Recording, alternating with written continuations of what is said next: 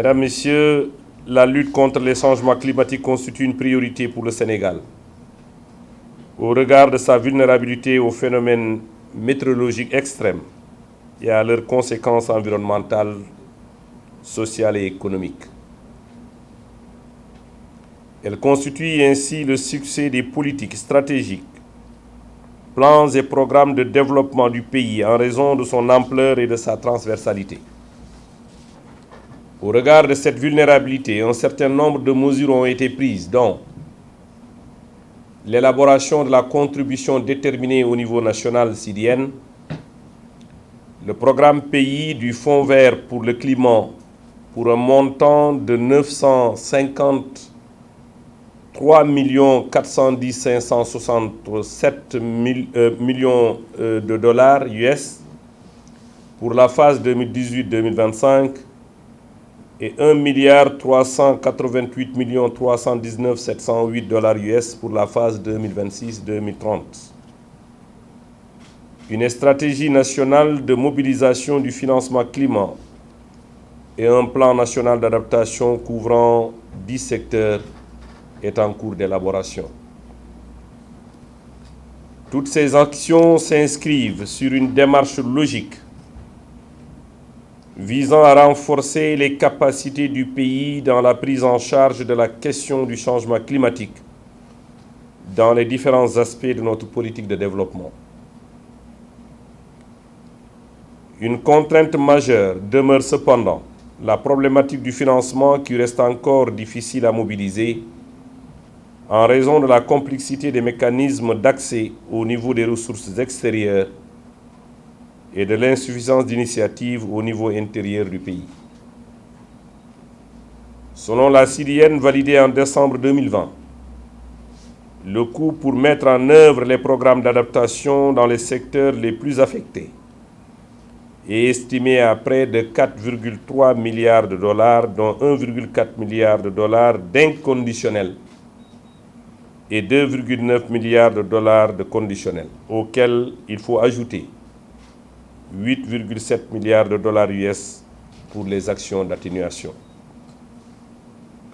Au regard des besoins financiers estimés pour l'adaptation, il sera difficile pour le gouvernement de financer les projets contenus dans les documents précités. Mesdames, Messieurs, au niveau national, un processus a été mis en place devant permettre de mieux bénéficier des mécanismes de financement climatique. Dans le cadre du Fonds vert climat, le Sénégal compte 2 entités accréditées pour l'accès direct, à savoir le Centre de suivi écologique et la Banque agricole. Le Centre de suivi écologique, également accrédité au Fonds vert pour l'adaptation, a obtenu un renouvellement de son accréditation au Fonds vert climat en mars 2022 et peu de nouveaux soumissionnés des projets ne dépassant pas 10 millions de dollars de catégorie C pour les risques environnementaux et sociaux et éligibles aux subventions. La Banque agricole est la 2e entité nationale à être accréditée au Fonds vert climat. Et il est attendu de cette accréditation une mobilisation des ressources du secteur privé pour le financement des projets d'adaptation et d'atténuation.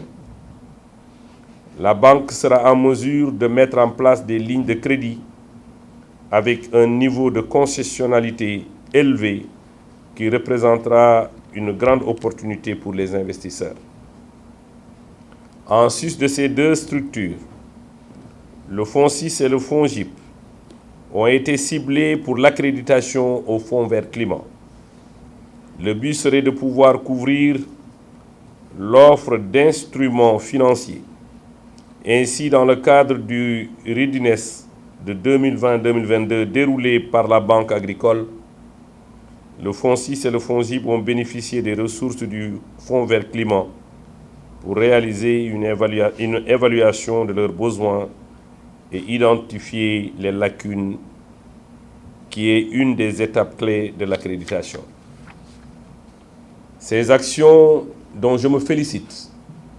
devront être renforcées par une meilleure prise en charge de l'adaptation dans notre pays.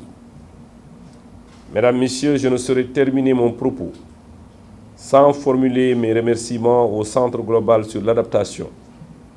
À travers ce centre, M. Patrick, le directeur général ici présent, pour les actions initiées qui contribuent à la mise en œuvre de la stratégie de développement sobre en carbone et résilient au climat. Le Sénégal serait très honoré de compter le Centre mondial sur l'adaptation parmi ses partenaires, pour l'accompagner bien entendu dans la politique de lutte contre les changements climatiques à travers le volet adaptation.